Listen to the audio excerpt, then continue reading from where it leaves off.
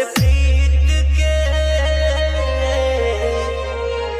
रोग धरौला हो।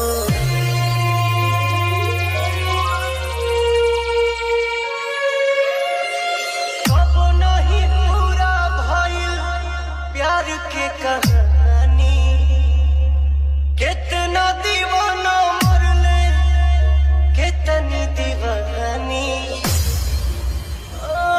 कबो नहीं पूरा भइल प्यार के कहानी, कितना दीवाना मरले कितनी दीवानी। नेहिया के बंधन काहे जोड़ के तू रौला हो। हंसत जिंदगी में काहे आगिया लगा हो।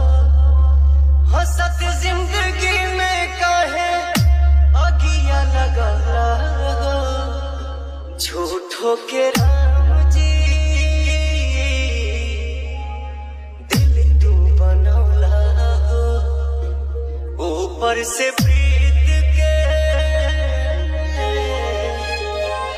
रोग धरौला।